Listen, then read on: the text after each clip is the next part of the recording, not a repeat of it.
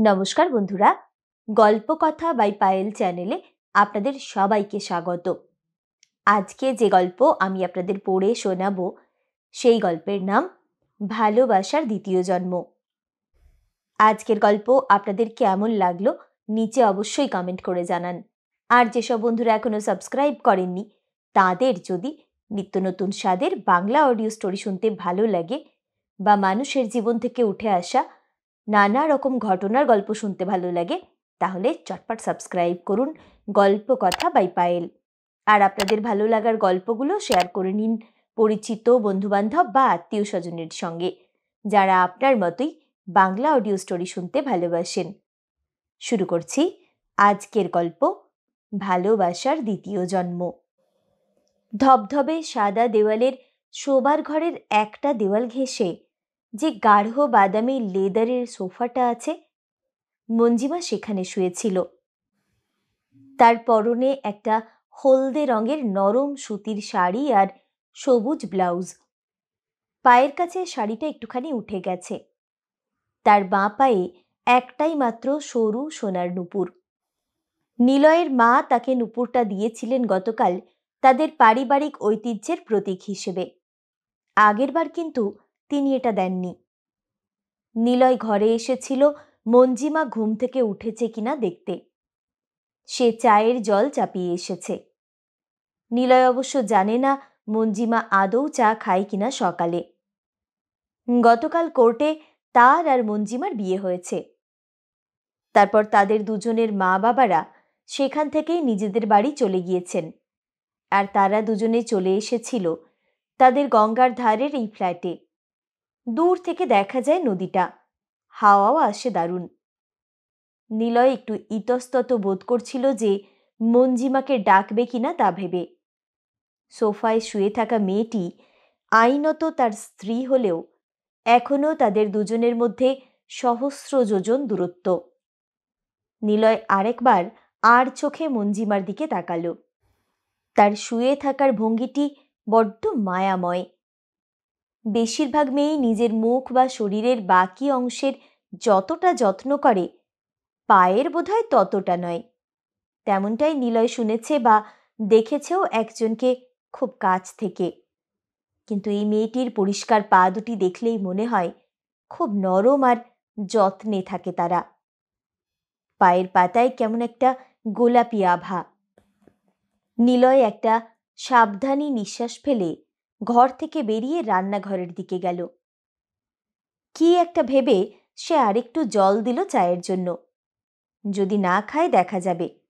আপাতত সে 2 কাপ চা বানানোই মনস্থির করল। এমন সময়ে রান্নাঘরের দরজায় ছায়া দেখে সে মুখ ঘুরিয়ে তাকালো। মঞ্জিমা ভীষণ আড়ষ্ট হয়ে কেমন একটা অপরাধী মুখ করে দাঁড়িয়ে। নিলয়কে তাকাতে দেখেই বলল, আপনি উঠে পড়েছেন? আমাকে 2 মিনিট সময় দিন, আমি এসে চা জলখাবার সব বানিয়ে দিচ্ছি। আসলে নতুন জায়গা তো, ভোরবেলা চোখটা একটু লেগে গিয়েছিল।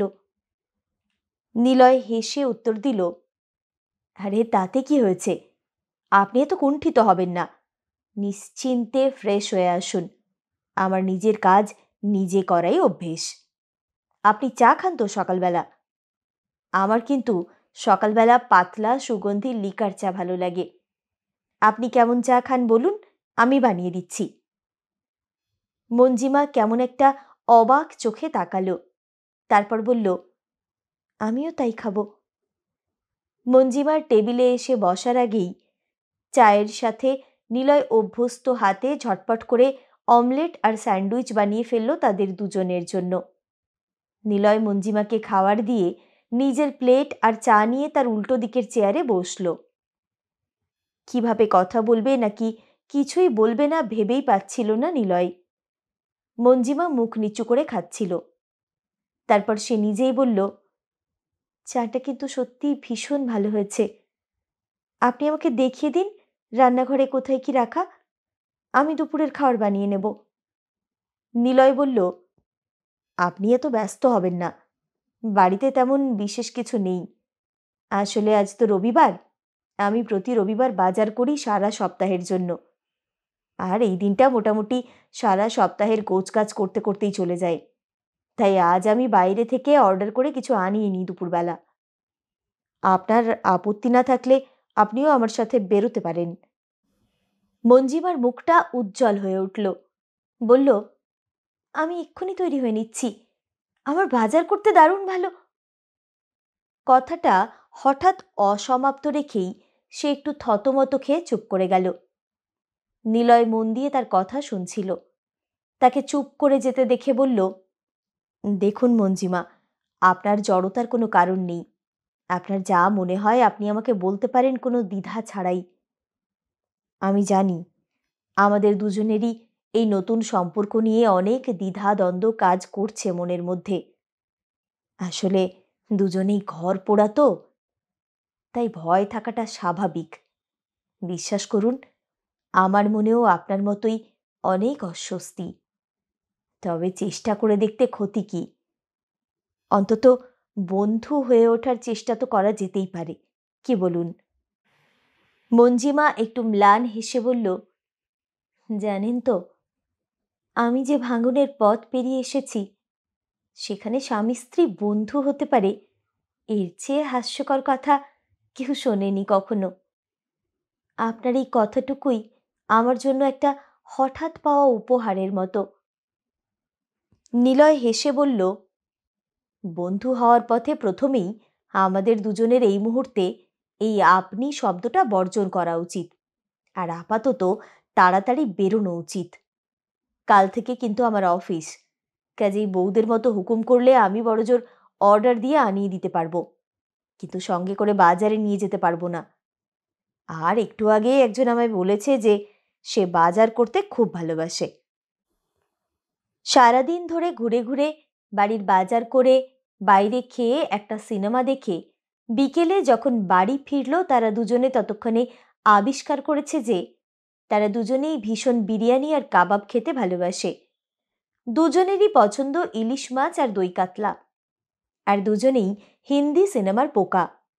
আর ঘন্টার পর ঘন্টা তারা রোম্যান্টিক হিন্দি গান শুনতে পারে। তার সাথে সাথে বই পড়তে খুব ভালোবাসে মঞ্জিমা, নিলয়ের মতোই। পরের দিন নিলয় অফিসে বেরোনোর আগে মঞ্জিমা জিজ্ঞেস করল, আমি কি তোমার বইয়ের আলমারিটা খুলে দু একটা বই নিতে পারি পড়ার জন্য? নিলয় এক মুহূর্তের জন্য অন্যমনস্ক হয়ে গেল তার কথা শুনে। তার এই বই পড়া আর বই কেনা নিয়ে বাড়িতে কত অশান্তি করত নীনা। সে বলতো, যাদের জীবনে কোনো উচ্চাকাঙ্ক্ষা নেই তারা এইভাবে বই পড়ে সময় নষ্ট করে অপদার্থের মতো। নিলয়কে থতমত দেখে মঞ্জিমা তাড়াতাড়ি বলে উঠল, না না, তোমার যদি আপত্তি থাকে তাহলে আমি হাত দেব না। নিলয় বলল, যা, আপত্তি হবে কেন? বই তো পড়ার জন্যেই। শোনো, এই বাড়িতে তোমার যা ইচ্ছে তুমি করতে পারো, এত ভাবার দরকার নেই। এটা তোমারও বাড়ি, তোমারও অধিকার আছে সব কিছুতে। আমি বেরোলাম। কোনো অসুবিধে হলে নির্দ্বিধায় আমাকে ফোন করো, আর খেয়ে নিও সময় মতো। মঞ্জিমা বইয়ের আলমারিটা ঘাঁটতে ঘাঁটতে ভাবছিল। বিয়ের পর একদিন রণজয়ের অগোছালো আলমারিটা গুছিয়ে রাখবে বলে খুলেছিল সে। রণজয় তাকে শুধু মারতে বাকি রেখেছিল বোধহয় সেদিন। তার পুরনো শ্বশুরবাড়িতে সে একটা মাইনে করা কাজের লোকের মতো সম্মানও পেত না। তার স্কুল শিক্ষক বাবা আর গৃহবধূ মায়ের রণজয় আর তার বাড়ির লোকের বিনা অনুমতিতে তাদের বাড়ি যাওয়ার অধিকার ছিল না। অনেক আশা নিয়ে বনেদি বড়লোক ছাত্রের সঙ্গে নিজের একমাত্র সুন্দরী মেয়ের বিয়ে দিয়েছিলেন তার বাবা। রণজয় ও তার পরিবার সম্ভবত একটি বোবা আদেশ পালনকারী সুন্দর পুতুল চেয়েছিলেন। মঞ্জিমা অবশ্য ছিল খানিকটা ওই রকমই, বড্ড শান্তশিষ্ট, মুখচোরা, লাজুক প্রকৃতির। আর রণজয়ের কাছে কয়েকদিন পরেই তার শরীরটা পুরনো হয়ে গিয়েছিল। প্রায়ই নতুন সেক্রেটারিকে নিয়ে বিদেশে টরে যাচ্ছিল সে। সে বছর দুর্গাপুজোর সময়ে একদিনই তার বাবা মার তার শ্বশুরবাড়ির পুজোয় আসার অনুমতি মিলেছিল, বাড়ির গুরুদেব আসবেন বলে। বাড়ি ফিরে আসার আগে তার মায়ের চোখে পড়ে গিয়েছিল রণজয় আর তার মায়ের তাকে রাত্রিবেলা গুরুদেবের কাছে যেতে বলার আদেশ দেওয়া। স্তব্ধ হয়ে গিয়েছিল মঞ্জিমা এই কদর্য রূপে। তার শান্তশিষ্ট মা সেদিন মা দুর্গার রূপ ধারণ করে বাড়ি শুদ্ধ সবার সামনে দিয়ে তাকে বাড়ি ফিরিয়ে এনেছিলেন। বাবা একদম বোবা হয়ে গিয়েছিলেন প্রিয় ছাত্রের এই নতুন চেহারা দেখে। মঞ্জিমা বাবার কষ্টের কথা ভেবে আড়াল করে রাখত বেশিরভাগ যন্ত্রণা। অনেক ঝামেলার পর বিয়ের 1 বছর 5 মাস 3 দিনের মাথায় সম্পর্কটা থেকে মুক্তি পেয়েছিল সে। তারপর আরও 1 বছর কেটে গেলেও ক্ষতচিহ্নগুলো মনের মধ্যে আজও কদর্যভাবে নাড়া দেয়। মাস 8 আগে সে একটা স্কুলে যোগ দিয়েছে। এখন অবশ্য গরমের ছুটি চলছে তার। মনের মধ্যে অস্থির লাগে তার। নিলয় কি সত্যি অতটাই ভালো মানুষ যতটা তাকে লাগে? ভয় পায়, আসলে বড্ড ভয় পায় সে। নিলয়ও ভাবে কাজের ফাঁকে ফাঁকে আজকাল, মঞ্জিমা কি সত্যি অতটাই ভালো মেয়ে, সরল মনের, যতটা তাকে দেখে মনে হয়? আবার বিশ্বাস করতে, ভালোবাসতে, ভরসা করতে ইচ্ছে করে নিলয়ের। ইচ্ছে করে একটা সুন্দর জীবনের স্বপ্ন দেখতে ভালোবাসার মানুষের হাত ধরে। কিন্তু ভয় হয়, বড্ড ভয় হয় তার আজকাল। একটা আপাদমস্তক স্বার্থপর আত্মকেন্দ্রিক মানুষকে ভালোবেসেছিল সে পাগলের মতো। মানুষটা তাকে দুমড়ে মুচড়ে দিয়ে চলে গেছে অন্যের হাত ধরে। আচ্ছা, ভালোবাসা কি দ্বিতীয়বার হয়? এই মেয়েটাকে তার এত ভরসা করতে, বিশ্বাস করতে ইচ্ছে হয় কেন তার আজকাল? নীনা আর তার 2 বছরের বিবাহিত জীবনে বাবা মা এসে তার কাছে 2 সপ্তাহও কখনো থাকতে পারেননি নীনার দুর্ব্যবহারে। সহপাঠিনী নীনা তার নিজের পছন্দের মানুষ ছিল, তবে ব্যবসায়ী পরিবারের মেয়ে তো লাভ লোকসানটা ভালোই বুঝতো, আর কিছু বুঝুক আর না বুঝুক। কি সে নিজের ভালো হবে, কি করলে সে নিজে ভালো থাকবে, কি কি তার চাই, এসব সে খুব ভালো হিসেব রাখত। মঞ্জিমা আর নিলয়ের বিয়ের পর 3 মাস কেটে গেছে। মঞ্জিমা স্কুল থেকে ফিরে কোনোদিনও নিলয়ের পছন্দের খাবার বানাতে ভুল করে না।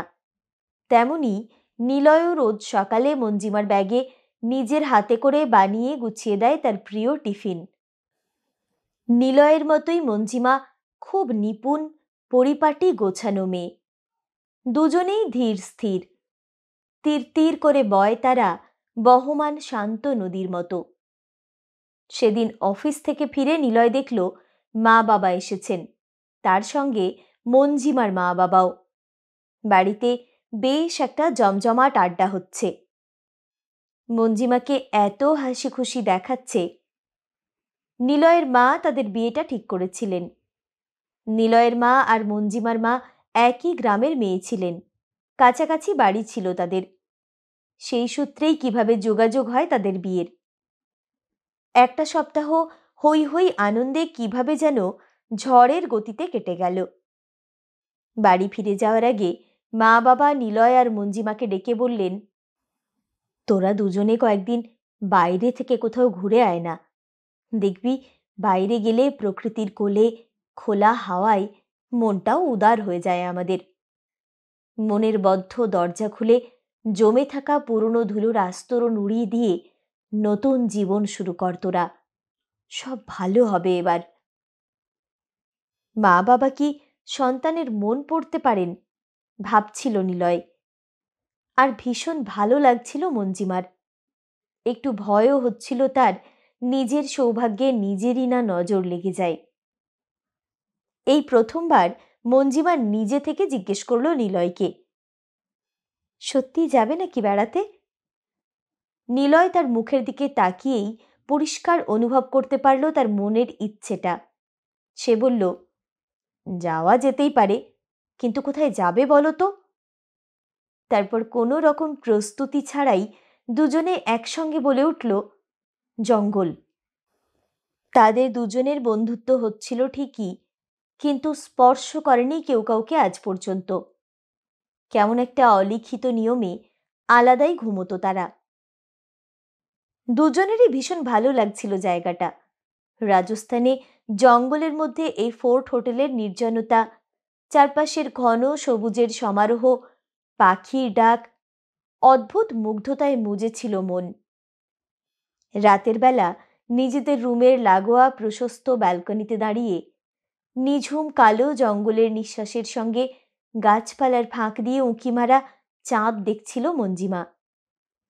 নিলয় এসে তাকে পেছন থেকে জড়িয়ে ধরে তার কাঁধে মুখ ডোবাল। একটুও অবাক হলো না বা চমকালো না মঞ্জিমা। সে যেন জানত ঠিক এমনটাই হওয়ার কথা ছিল। নিলয় বলল, জানো তো, ভগবান বোধহয় মাঝে মাঝে আমাদের পরীক্ষা করার জন্য ভুল মানুষকে আমাদের জীবনে পাঠান, যাতে ঠিক মানুষটার সাথে আমরা কোনোদিনও কোনো অন্যায় না করি।